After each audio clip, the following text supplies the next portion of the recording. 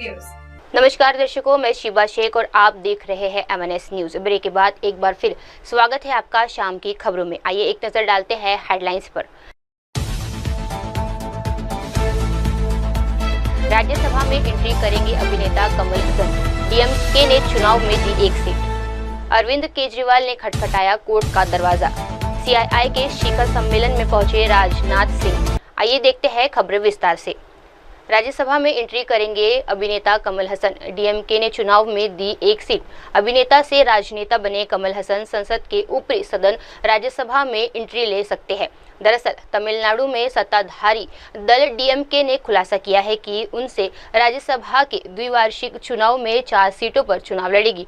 Party ने कहा है कि उनसे एक सीट कमल हसन की पार्टी मक्कम निधि मय्यम को दे दी गई है। बता दें, आगामी 19 जून को राज्यसभा के लिए द्विवार्षिक चुनाव होने वाले हैं। DMK ने राज्यसभा चुनाव के लिए 3 उम्मीदवारों के नामों का ऐलान भी कर दिया है। पार्टी ने वरिष्ठ अधिवक्ता KP विल्सन को फिर से नामांकित किया है।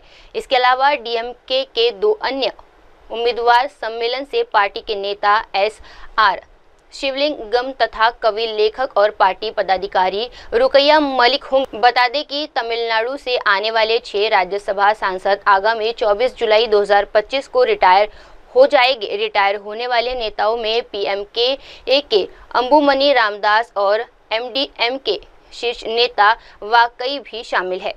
आइए बढ़ते हैं अगली खबर की ओर। अरविंद केजरीवाल ने खटखटाया कोर्ट का दरवाजा की ये मांग। ED CBI को दिया नोटिस।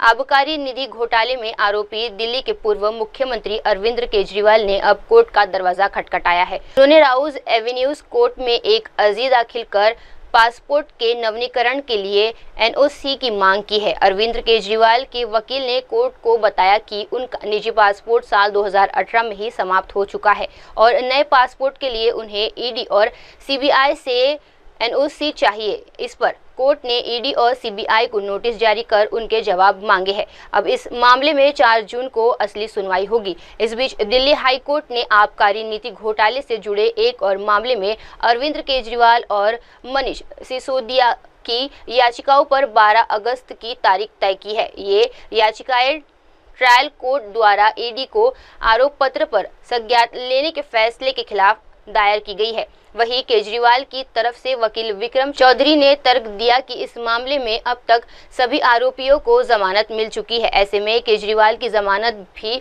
पूरी तरह जायज है। अब 4 जून को कोर्ट तय करेगा कि केजरीवाल को पासपोर्ट नवीनीकरण के लिए NOC मिलती है या नहीं। आइए बढ़ते हैं अगली खबर की ओर। CII के शिखर सम्मेलन में पहुंचे राजनाथ सिंह। POK को लेकर कही ये बात। रक्षा मंत्री राजनाथ सिंह ने शुक्रवार को CII यानी भारतीय उद्योग परिसंघ के वार्षिक व्यापार शिखर सम्मेलन 2025 में हिस्सा लिया है और वहां देश की सुरक्षा, विकास और विश्वास के मुद्दों पर अहम बयान दिया है। उन्होंने कहा, आज पूरी दुनिया में एक तरफ की अनिश्चितता और अस्थिरता का महत्व है। कई देशों में संघर्ष देखने को मिल रहे हैं और इसी की सबसे बड़ी वजह है आपसी विश्वास की कमी। राजनाथ सिंह ने इस वैश्विक अस्थिरता की तुलना भारत की स्थिति से करते हुए कहा कि हमारे देश में विभिन्न क्षेत्रों, समुदायों और आर्थिक वर्गों के बीच विश्वास का मजबूत माहौल बनने की दिशा में लगातार काम हुआ है और इसके अच्छे नतीजे भी मिले हैं। पाक अधिकृत कश्मीर को लेकर रक्षा मंत्री ने एक बेहद भावुक बात कही। उन्होंने कहा, POK में रहने वाले ज्यादातर लोग भारत से गहरा जुड़ाव महसूस करते हैं। सिर्फ कुछ ही लोग हैं जिन्हें गुमराह किया गया है। स्वाभिमान, आत्मा की आवाज और स्वेच्छा से भारत की मुख्य धारा में कभी न कभी जरूर वापस लौटेंगे। मैं जानता हूं वहां के अधिकांश लोग भारत के साथ एक जुड़ाव महसूस करते हैं। बड़ी संख्या है जो भारत के साथ जुड़ाव महसूस करती है। POK में कुछ गिने चुने ही हैं जिन्हें भटकाया गया है, गुमराह किया गया है। POK में रहने वाले हमारे इन भाइयों की स्थिति कुछ ऐसी ही है जैसे वीर योद्धा महाराणा प्रताप के छोटे भाई शक्ति सिंह की थी।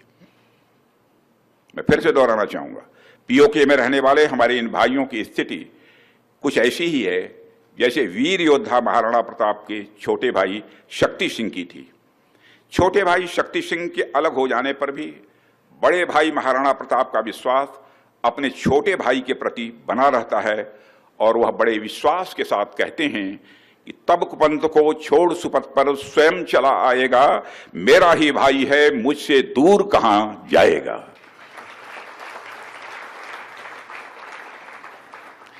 भारत हमेशा ही दिलों को जोड़ने की बात करता है और हमें विश्वास है कि प्रेम, एकता और सत्य के मार्ग पर चलकर वह दिन दूर नहीं जब हमारा ही अंग पीओके स्वयं लौटकर कहेगा, मैं भारत हूं, भारत ही हूं, मैं वापस आऊंगा।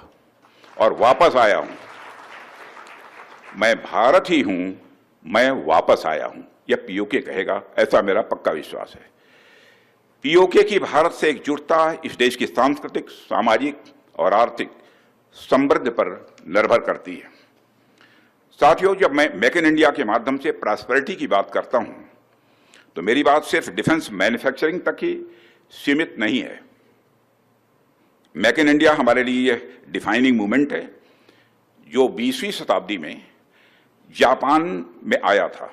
हम जापान की तरह ही इंजीनियरिंग, हाई प्रिसीजन मैन्युफैक्चरिंग और फ्यूचर टेक्नोलॉजीज के लिए एक डेवलपमेंट हब। आइए बढ़ते हैं अगली खबर की ओर। अरिजीत सिंह रचेंगे इतिहास, लंदन के स्टेडियम में परफॉर्म करने को तैयार। बॉलीवुड के perfect singer Arijit Singh industry के सबसे बड़े आर्टिस्टों में से एक है। उन्होंने अपनी आवाज से करोड़ों लोगों को दीवाना बनाया है। अपने करियर में अरिजीत ने ऐसे गाने गाए हैं जो हर किसी के दिल में बस गए हैं। अब सिंगर अरिजीत जल्द ही इतिहास रचने जा रहे हैं। इसे लेकर उनके फैंस काफी एक्साइटेड हो गए हैं। बता दें, सिंगर अरिजीत सिंह यूके के टेटनहम हॉटल स्टेडियम में परफॉर्म करने वाले पहले इंडियन सिंगर बनेंगे। उनका ये लाइव शो 5 सितंबर को होगा। इसके लिए फैंस तो काफ़ी एक्साइटेड हो ही गए हैं। सिंगर ने खुद इसे लेकर खुशी जताई है। इस खबर के आने के बाद अरिजीत के फैंस में बहुत ही ज़्यादा खुशी का माहौल है।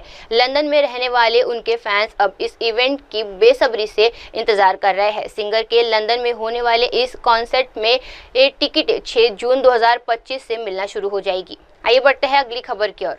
मेरे पास और भी काम, उनके लिए वक्त नहीं, आलोचनाओं के ट्रोलर को शशि थरूर का करारा जवाब। कांग्रेस सांसद शशि थरूर ने पनामा के आतंकवादियों के खिलाफ उठाए गए कदमों को लेकर देश की मोदी सरकार की तारीफ तो की। कांग्रेस को ये बात हजम नहीं हुई। थरूर की पार्टी के ही नेता उदित राज ने उनको निशाने पर ले लिया। अब शशि थरूर ने इसे लेकर तीखी प्रतिक्रिया व्यक्त की है। उन्होंने कहा कि आलोचनाओं और ट्रोलर उनके विचारों को तोड़ मरोड़ कर पेश कर सकते हैं और उनके पास इसके अलावा और भी बेहतर काम है। बता दें कि शशि थरूर आतंकवाद को वो कतई बर्दाश्त नहीं करने का भारत का मजबूत संदेश दुनिया को दे रहे हैं। वे एक भारतीय प्रतिनिधि मंडल का नेतृत्व कर रहे हैं। अमेरिका और पनामा के बाद अब ये प्रतिनिधि मंडल बोगोटा जा रहा है।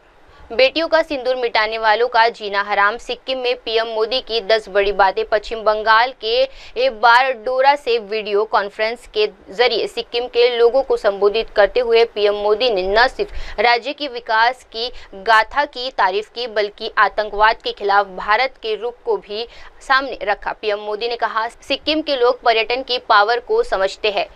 टूरिज्म सिर्फ मनोरंजन नहीं, डाइवर्सिटी का सेलिब्रेशन भी है। आतंकवादियों ने पहलगाम में जो भी किया वे सिर्फ भारतीयों पर हमला नहीं था, मानवता की आत्मा और भाईचारे की भावना पर भी हमला था। पिछले 5 वर्षों में सिक्किम सतत विकास और पर्यावरण के प्रति जागरूक शासन का एक उदाहरण बन गया है, जिसने अपनी हरित पहलों और पर्यावरण नेतृत्व के लिए खूब तारीफ पाई है। आइए बढ़ते हैं अगली खबर की ओर। नागपुर पुलिस ने 14 हुक्का पार्लरों समेत 17 जगहों पर मारा छापा। रात भर चलाया पुलिस का ऑपरेशन एक्स। ऑपरेशन एक्स के तहत नागपुर में मादक पदार्थों की विक्रेताओं के खिलाफ बड़ी कार्रवाई की गई। मिशन एक्स की मदद से टेक्सास स्मोक के 14 हुक्का पार्लर सहित 17 ठिकानों पर एक साथ छापा मारा गया, जबकि 32 स्थान पर सर्च ऑपरेशन रात भर चला। नागपुर में 26 आरोपियों के खिलाफ 16 प्रकरण विविध थानों में दर्ज किए गए हैं। इसकी जानकारी नागपुर के police commissioner doctor Ravindra Singhal ने दी। नागपुर में तेजी से बढ़ती ई सिगरेट और हुक्का उत्पादकों की अवैध बिक्री पर रोक लगाने के लिए नागपुर पुलिस ने बड़ा अभियान चलाया है। ऑपरेशन थंडर के अंतर्गत टेक्सास नामक चर्चित स्मोक शॉप श्रृंखला में एक साथ छापेमारी की कार्रवाई की गई। महाराष्ट्र में बारिश ने ढाया कहर। सिर्फ 5 दिनों की बरसात में 21 लोगों की हुई मौत।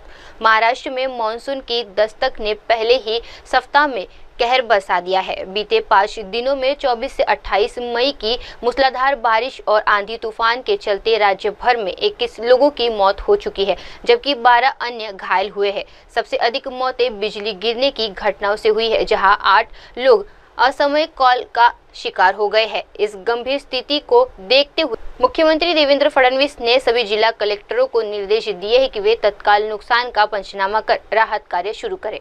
आइए बढ़ते हैं अगली खबर की ओर। युजवेंद्र चहल के पास बड़ी उपलब्धि हासिल करने का मौका, 3 विकेट लेते ही रचेंगे इतिहास।